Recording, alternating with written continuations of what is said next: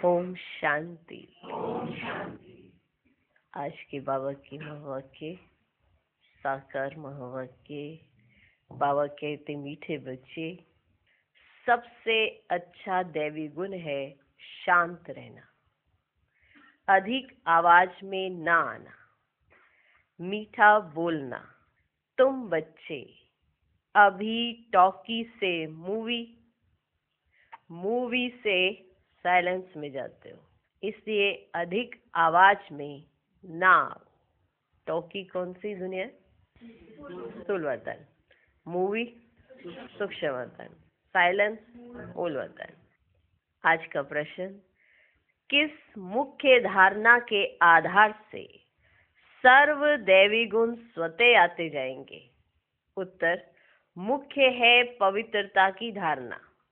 देवताएं पवित्र हैं, इसलिए उनमें दैवी गुण है। इस दुनिया में कोई में भी दैवी गुण नहीं हो सकते। रावण राज्य में दैवी गुण कहाँ से आए? तुम रॉयल बच्चे अभी दैवी गुण धारण कर रहे हो। आज का गीत है, भोलेनाथ से निराला और कोई नहीं। ओम शांति। अभी बच्चे समझते हैं कि बिगड़ी को बनाने वाला एक ही है।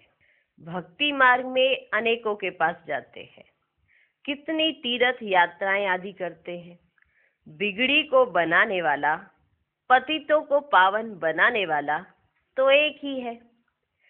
सदगति दाता, गाइड, लिबरेटर भी वह एक है। अब गायन है, परंतु अनेक मनुष्य, अनेक धर्म, मठ, पंथ, शास्त्र होने के कारण अनेक रास्ते ढूंढते रहते हैं। गायन है कि बिगड़ी को बनाने वाला एक ही है, पर अनेक धर्म है, मठ है, पंथ है, शास्त्र है, इसलिए अनेक रास्ते ढूंढते रहते हैं। यह भी तुम बच्चे जानते हो कि अभी कलयुग का अंत है। मनुष्य यह नहीं जानते कि सत्युग कब होता है, अभी क्या है। यह तो कोई बच्चा भी समझ सकता है। नई दुनिया में सुख, पुरानी दुनिया में जरूर दुख होता है। इस पुरानी दुनिया में अनेक मनुष्य हैं, अनेक धर्म हैं। तुम कोई को भी समझा सकते हो। यह है कलयुग, सत्युग पास्ट हो गया है। वहां एक ही आदि सनातन देवी देवता धर्म था और कोई धर्म ही नहीं था। बाबा ने बहुत बार समझाया है, फिर भी समझाते हैं। जो आए हैं उनको नई दुनिया और पुरानी दुनिया का फर्क दिखाना चाहिए। भले वे क्या भी कहें, कोई 10,000 वर्ष आयु कहते हैं, कोई 30,000 वर्ष आयु कहते हैं, अनेक मतें हैं ना। अब उन्हों के पास तो है ही शास्त्रों की मत। अनेक शास्त्र, अनेक मत, मनुष्यों की मत है ना। शास्त्र भी लिखते तो मनुष्य है ना। देवताएं कोई शास्त्र नहीं लिखते। सतयुग में देवी देवता धर्म होता है, उन्हों को मनुष्य भी नहीं कहा जा सकता। तो जब कोई मित्र संबंधी आदि मिलते हैं तो उनको बैठ यह सुनाना चाहिए। विचार की बात है, नई दुनिया में कितने थोड़े मनुष्य होते हैं, पुरानी दुनिया में कितनी वृद्धि होती है। सतयुग में सिर्फ एक देवता धर्म था, मनुष्य भी थोड़े थे। दैवी गुण होते ही है देवताओं में, मनुष्यों में नहीं होते हैं।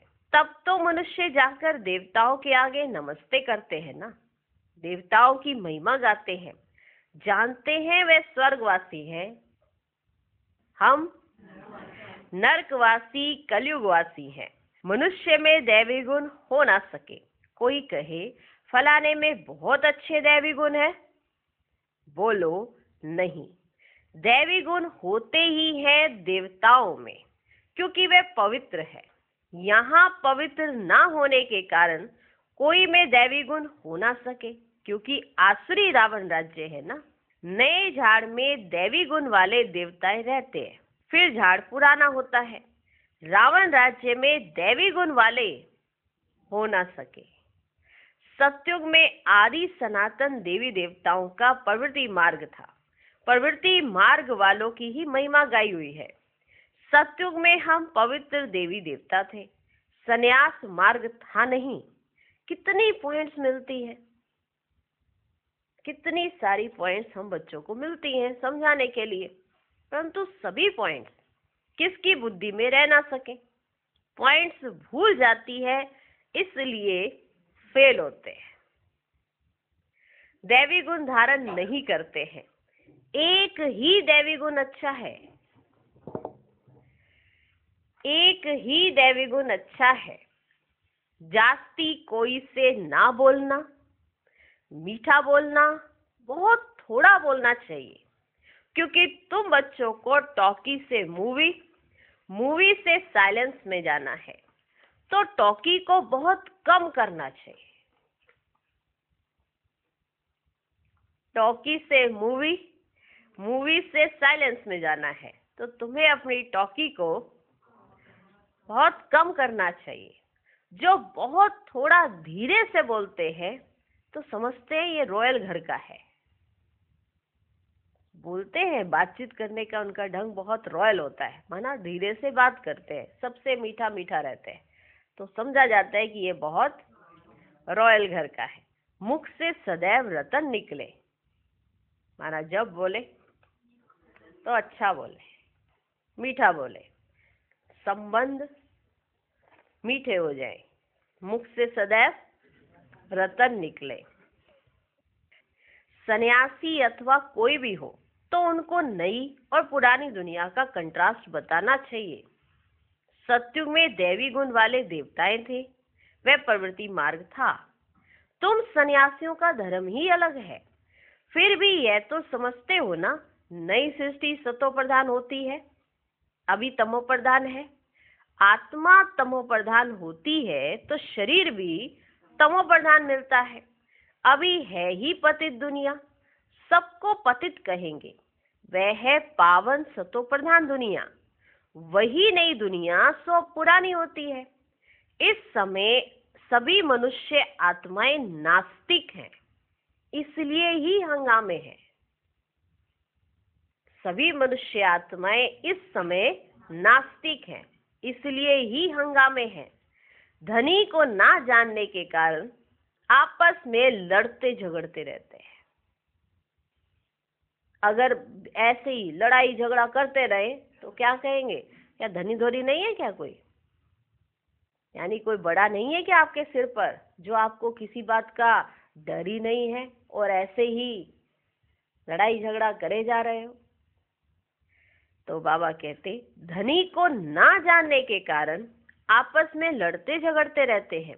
रचयिता और रचना को जानने वाले को आस्तिक कहा जाता है। सन्यास धर्म वाले तो नई दुनिया को जानते ही नहीं, तो वहां आते ही नहीं। बाप ने समझाया है, अभी सब आत्माएं तमो प्रधान बनी हैं, फिर सभी आत्माओं को सतो प्रधान कौन बनावे, वह तो बाप ही बना सकते हैं। सतो प्रधान दुनिया में थोड़े मनुष्य होते हैं, बाकी सब मुक्ति धाम में रहते हैं।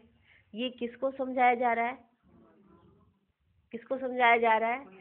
आप बच्चे सन्यासियों को कैसे समझाएंगे, वो बाबा हम बच्चों को समझा रहे हैं कि आप सन्यासियों से कैसे बात कर सकते हो। सतो प्रधान दुनिया में थोड़े मनुष्य होते हैं, बाकी सब मुक्ति धाम में रहते हैं। ब्रह्म तत्व है जहां हम आत्माएं निवास करती हैं, उनको कहा जाता है ब्रह्मांड। आत्मा तो अविनाशी है, यह अविनाशी नाटक है जिसमें सभी आत्माओं का पाठ है। नाटक कब शुरू हुआ ये कभी कोई बता ना सके, यह अनादि ड्रामा है ना। बाप को सिर्फ पुरानी दुनिया को नई बनाने आना पड़ता है, ऐसे नहीं कि बाप नई सृष्टि रचते हैं। जब पतित होते हैं तभी तो बुलाते हैं, सत्युग में कोई बुलाते ही नहीं, ना ही कोई पुकारते हैं। है ही पावन दुनिया। रावण पतित बनाते हैं, परम पिता परमात्मा आकर पावन बनाते हैं। आधा आधा जरूर कहेंगे, ब्रह्मा का दिन और ब्रह्मा की रात आधा आधा है। ज्ञान से दिन होता है, वहां अज्ञान है ही नहीं। भक्ति मार्ग को अंधियारा मार्ग कहा जाता है। देवताएं पुनर्जन्म लेते लेते फिर अंधियारे में आते हैं, इसलिए इस सीढ़ी में दिखाया है मनुष्य कैसे सतो रजो तमो में आते हैं। अभी सबकी जर्जरीभूत अवस्था है। बाप आते हैं ट्रांसफर करने, अर्थात मनुष्य से देवता बनाने। जो मनुष्य है उसको देवता बनाने। जब देवता थे तो आसुरी गुण वाले मनुष्य नहीं थे। अभी इन आसुरी गुण वालों को फिर दैवी गुण वाला कौन बनाए? अभी तो अनेक धर्म, अनेक मनुष्य हैं, लड़ते झगड़ते रहते हैं। अनेक धर्म है, अनेक मनुष्य हैं, लड़ते झगड़ते रहते हैं। सतयुग में एक धर्म है तो दुख की कोई बात नहीं। शास्त्रों में तो बहुत दंत कथाएं हैं जो जन्म जन्मांतर पढ़ते आए हैं। बाप कहते ये सब भक्ति मार्ग के शास्त्र हैं, उनसे मुझे प्राप्त कर ही नहीं सकते। मुझे तो स्वयं एक ही बार आकर सबकी सदगति करनी है, ऐसे वापस कोई जा ना सके। बहुत धैर्य से बैठ समझाना चाहिए, हंगामा भी ना हो। तो इतना जो सब बाबा ने समझाया, ये हम बच्चों को समझाया, सन्यासियों को कैसे समझाना है। देखो कितनी डिटेल में बाबा समझा नहीं देते, कैसे बात करो, क्या समझाओ, क्या बात करनी चाहिए। बहुत धैर्य से बात करो, माना शांत होके बात करो। ऐसा नहीं कि आपको अपना प्रूफ करना है। उनका भी सुनो, फिर वो प्रश्न करे, फिर आप उसका उत्तर दो, पर बहुत धैर्यता से, फिर कोई हंगामा नहीं होगा। उन लोगों को अपना अहंकार तो रहता है ना। साधु संतों के साथ फॉलोअर्स भी रहते हैं, झट कह देंगे इनको भी ब्रह्मा कुमारियों का जादू लगा है। इसलिए बहुत धैर्य से उनको समझाना चाहिए, नहीं तो उनके फॉलोअर्स फट से उन्हें कह देंगे कि इनके ऊपर भी जादू लगा है। सयाने मनुष्य जो होंगे वे कहेंगे ये विचार करने योग्य बातें हैं। मेले प्रदर्शनी में अनेक प्रकार के आते हैं ना। प्रदर्शनी आदि में कोई भी आए तो उसे बड़े धैर्य से समझाना चाहिए। जैसे बाबा धीरज से समझा रहे हैं, जैसे बाबा कितने धीरज से समझा रहे हैं। बहुत जोर से बोलना नहीं चाहिए। प्रदर्शनी में तो बहुत इकट्ठे हो जाते हैं ना, फिर कह देना चाहिए आप कुछ टाइम देकर एकांत में आकर समझेंगे तो आपको रचयिता और रचना का राज समझाएंगे। ऐसे उनको कहकर टाइम ले लेना चाहिए। रचना के आदि मध्य अंत का ज्ञान रचयिता बाप ही समझाते हैं, बाकी तो सब नेति नेति ही करके गए। ऐसे ही करके जाते हैं ना, नेति नेति। क्या करते? नेति नेति। कोई भी मनुष्य जा ना सके। ज्ञान से सदगति हो जाती, फिर ज्ञान की दरकार नहीं रहती। अभी ज्ञान ले रहे हैं और ज्ञान से अपना जीवन बना रहे हैं, फिर ज्ञान से हमारी सदगति हो जाती, फिर ज्ञान की भी दरकार नहीं रहती। यह नॉलेज सिवाय बाप के कोई समझा ना सके। समझाने वाला कोई बुजुर्ग होगा तो मनुष्य समझेंगे, यह भी अनुभवी है ना, इसके पास भी बहुत सारे एक्सपीरियंस हैं, जरूर सत्संग आदि किया होगा। कोई बच्चे समझाएंगे तो कहेंगे यह क्या जाने। बुजुर्ग समझाए तो कहेंगे इन्होंने पहले सत्संगों में सुना होगा, और बच्चा कोई समझाए तो कहेंगे ये क्या जाने। तो ऐसे ऐसे को बुजुर्ग का असर पड़ सकता है। बाप एक ही बार आकर यह नॉलेज समझाते हैं, तमो प्रधान से सतो प्रधान बनाते हैं। माताएं बैठ उनको समझाएंगी तो खुश होंगे। बोलो, ज्ञान सागर बाप ने ज्ञान का कलश हम माताओं को दिया है, जो हम फिर औरों को देते हैं। बहुत नम्रता से बोलते रहना है, बहुत नम्रता से बोलते रहना है। शिव ही ज्ञान का सागर है जो हमको ज्ञान सुनाते हैं। कहते हैं मैं तो माताओं द्वारा मुक्ति, जीवन मुक्ति के गेट्स खोलता हूँ, और कोई खोल ना सके। हम अभी परमात्मा द्वारा पढ़ रहे हैं, हमको कोई मनुष्य नहीं पढ़ाते हैं। ज्ञान का सागर एक ही परमपिता परमात्मा है। तुम सब भक्ति के सागर हो, भक्ति की अथॉरिटी हो, ना कि ज्ञान की। ज्ञान की अथॉरिटी एक मैं ही हूँ। महिमा भी एक ही करते हैं, वही ऊंचते ऊंच है। हम उनको ही मानते हैं, उस एक को हम उनको ही मानते हैं। वे हमको ब्रह्मा तंत्र से पढ़ाते हैं, इसलिए ब्रह्मा कुमार कुमारियां गाए हुए हैं। ऐसे बहुत मीठे रूप से बैठ समझाओ, भल कितना भी पढ़ा हुआ हो। जैसे आ जाता है ना कि अरे हम तो इतने पढ़े नहीं हुए, सामने वाला जो है वो बहुत पढ़ा हुआ है, तो बाबा समझाते हैं कि भल वो कितना भी पढ़ा हुआ हो। ढेर प्रश्न करते हैं। पहले पहले तो बाप पर ही निश्चय कराना है कि बाबा कौन है। पहले पहले तो बाप पर ही निश्चय कराना है। पहले तुम ये समझो रचता बाप है व नहीं, पहले तुम ये समझो। सभी का रचयिता एक ही शिव बाबा है, वही ज्ञान का सागर है, बाप टीचर सतगुरु है। पहले तो यह निश्चय बुद्धि हो कि रचता बाप ही रचना के आदि मध्य अंत का ज्ञान देते हैं। पहले तो ये निश्चय हो जाना चाहिए कि रचयिता बाप ही, रचता बाप ही, रचना के आदि मध्य अंत का परिचय देते हैं, ज्ञान देते हैं, वही हमको समझाते हैं। वे तो जरूर राइट ही समझाएंगे, फिर कोई प्रश्न उठ ना सके, फिर कोई प्रश्न उठ ना सके। बाप आते ही हैं संगम पर, सिर्फ कहते हैं मुझे याद करो तो पाप भस्म हो जाए। हमारा काम ही है पतित को पावन बनाने का।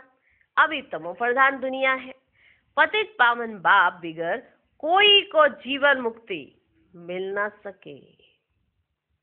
सभी गंगा स्नान करने जाते हैं तो पतित ठहरे ना। मैं तो कहता नहीं हूं कि गंगा स्नान करो, शिव बाबा तो नहीं कहते कि गंगा स्नान करो। मैं तो कहता हूं मामे कम याद करो। मैं गंगा स्नान के लिए नहीं कहता हूं, तुम सिर्फ मुझे याद करो। मैं तुम सभी आशिकों का माशूक हूं। सभी एक माशूक को याद करते हैं। रचना का क्रिएटर एक ही बाप है। वह कहते हैं देही अभिमानी बन मुझे याद करो तो इस योग अग्नि से विकर्म विनाश होंगे। क्योंकि कर्म करते करते हमसे रावण राज्य में क्या हो गए, विकर्म। अब ये विकर्मों का बोझा हमारे सिर पर है। हम आज याद करते हैं, कल फिर भूल जाते हैं, कल याद करते परसों फिर भूल जाते। कारण क्या है कि विकर्मों का बोझा हमें बाप की याद में टिकने नहीं देता। तो बाबा ने हमें समझाया अब जितना जितना तुम उसको याद करोगे तो तुम्हारे ये विकर्मों का बोझा समाप्त हो जाएगा, तो तुम्हें फिर मेरी ही याद आएगी। इसे कहा मामे कम याद करो। ये योग बाप अभी ही सिखलाते हैं जबकि पुरानी दुनिया बदल रही है।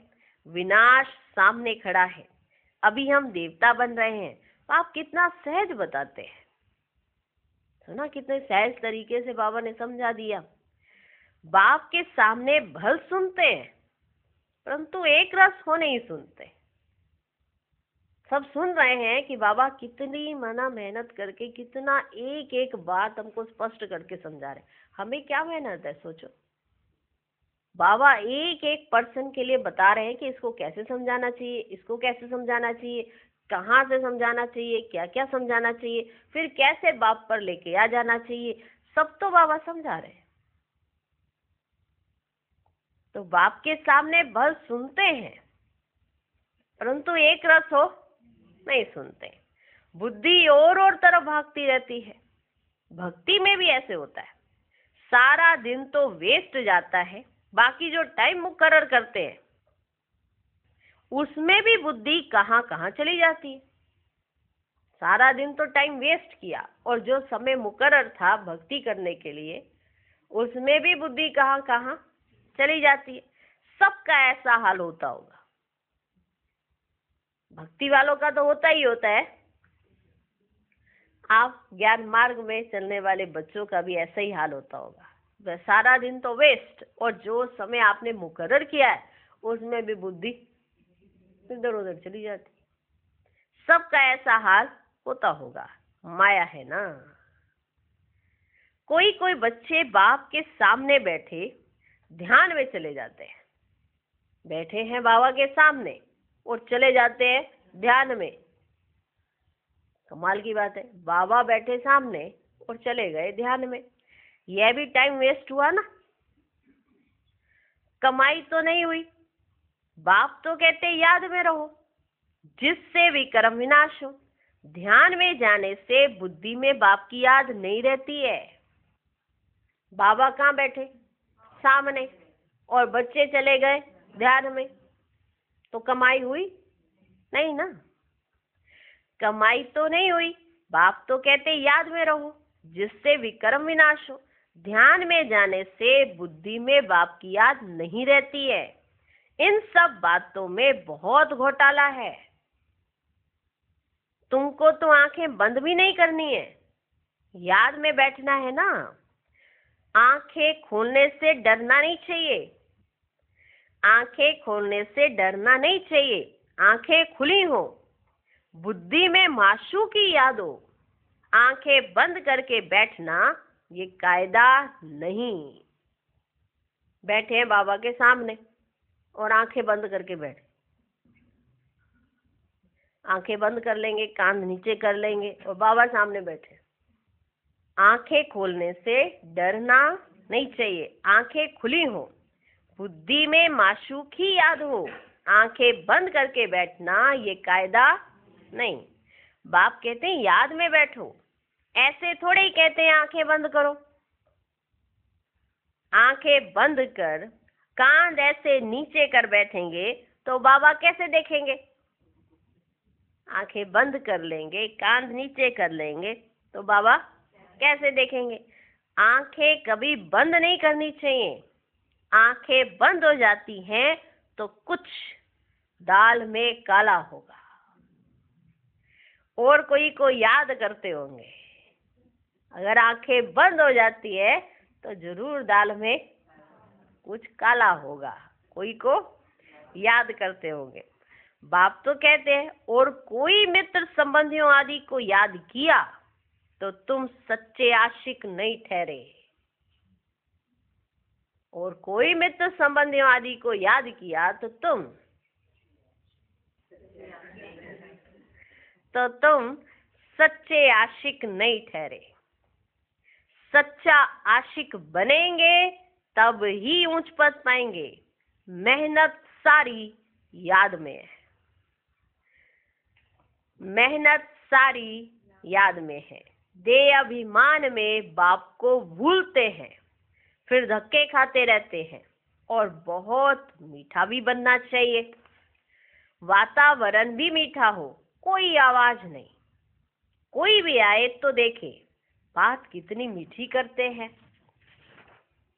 कोई भी आए तो देखे बात कितनी मीठी करते हैं आपस में। बहुत साइलेंस होनी चाहिए, कुछ भी लड़ना झगड़ना नहीं। नहीं तो जैसे बाप टीचर गुरु तीनों की निंदा कराते हो। कोई लड़ाई झगड़ा नहीं। अगर ऐसे करते हो, लड़ाई झगड़ा करते हो, तो आप बाप टीचर गुरु की तीनों की निंदा कराते हो। जैसे बच्चे घर से बाहर निकल के लड़ाई झगड़ा करते हैं तो किसकी निंदा होती है? माँ बाप की। कहते कौन है तुम्हारे माँ बाप, ये सिखाया उन्होंने तुम्हें, ऐसे कहा जाता है ना। तो बच्चे के ऊपर नहीं, उसके माँ बाप पे दोष आ जाता है। तो अगर आप लड़ते झगड़ते हो या कुछ भी ऐसा करते हो तो बाप टीचर और गुरु तीनों की ही निंदा कराते हो। वह फिर पद भी बहुत कम पाएंगे। बच्चों को अब समझ तो मिली है। बाप कहते हैं हम तुमको पढ़ाते हैं ऊंच पद पाने, पढ़कर फिर औरों को भी पढ़ाना है। खुद भी समझ सकते हैं, हम तो कोई को समझाते ही नहीं है, तो क्या पद पाएंगे? प्रजा नहीं बनाएंगे तो क्या बनेंगे? योग नहीं, ज्ञान नहीं, तो फिर जरूर पड़े हुए के आगे भरी ढोरी पड़ेगी। अपने को देखना चाहिए। इस समय ना पास हुए, कम पद पाया तो कल्प कल्पांतर कम पद हो जाएगा। बाप का काम है समझाना, नहीं समझेंगे तो अपना पद भ्रष्ट करेंगे। कैसे किसको समझाना चाहिए वह भी बाबा समझाते रहते हैं। सुना ना आज की मुरली में, कैसे किसको समझाना चाहिए वह भी बाबा समझाते रहते हैं। जितना थोड़ा और आहिस्ते बोलेंगे उतना अच्छा है। बाबा सर्विस करने वालों की महिमा भी करते हैं ना। बहुत अच्छी सर्विस करते हैं तो बाबा की दिल पर चढ़ते हैं। सर्विस से ही तो दिल पर चढ़ेंगे ना। याद की यात्रा भी जरूर चाहिए, तब ही सतो प्रधान बनेंगे। सजा जास्ती खाएंगे तो पद कम हो जाएगा। पाप भस्म नहीं होते हैं तो सजा बहुत खानी पड़ती है, पद भी कम हो जाता है, उसको घाटा कहा जाता है। यह भी व्यापार है ना। घाटे में नहीं जाना चाहिए, दैवी गुण धारण करो, ऊंच बनना चाहिए। बाबा उन्नति के लिए किस्म किस्म की बातें सुनाते हैं। अब जो करेंगे सो पाएंगे। तुमको परिस्तानी बनना है, गुण भी ऐसे धारण करने हैं। परिस्तानी बनना है तो तुमको गुण भी ऐसे धारण करने हैं। अच्छा, मीठे मीठे सिकिलधे बच्चों प्रति माता पिता बाप दादा का याद प्यार और गुड मॉर्निंग। रूहानी बाप की रूहानी बच्चों को नमस्ते। हम रूहानी बच्चों की भी रूहानी बाप को नमस्ते नमस्ते नमस्ते। Good morning good morning good morning. धारणा के लिए मुख्य सार। पहला पॉइंट, किसी से भी बहुत नम्रता और धीरे से बातचीत करनी है। बोलचाल बहुत मीठा हो, साइलेंस का वातावरण हो, कोई भी आवाज ना हो, तब सर्विस की सफलता होगी। दूसरा पॉइंट, सच्चा सच्चा आशिक बन एक माशूक को याद करना है। याद में कभी आंखें बंद कर कांध नीचे करके नहीं बैठना है, देही अभिमानी होकर रहना है। आज का वरदान, अव्यभिचारी और निर्विघ्न स्थिति द्वारा फर्स्ट जन्म की प्रारब्ध प्राप्त करने वाले समीप और समान भव। जो बच्चे यहाँ बाप के गुण और संस्कारों के समीप हैं, सर्व संबंधों से बाप के साथ का व समानता का अनुभव करते हैं, वही वहाँ रॉयल कुल में फर्स्ट जन्म के संबंध में समीप आते हैं। दूसरा पॉइंट, फर्स्ट में वही आएंगे जो आदि से अब तक अव्यभिचारी और निर्विघ्न रहे हैं। निर्विघ्न का अर्थ यह नहीं है कि विघ्न आए ही नहीं, लेकिन विघ्न विनाशक व विघ्नों के ऊपर सदा विजयी रहे। ये दोनों बातें यदि आदि से अंत तक ठीक है तो फर्स्ट जन्म में साथ ही बनेंगे। आज का स्लोगन, साइलेंस की पावर से नेगेटिव को पॉजिटिव में परिवर्तन करो। ओम शांति।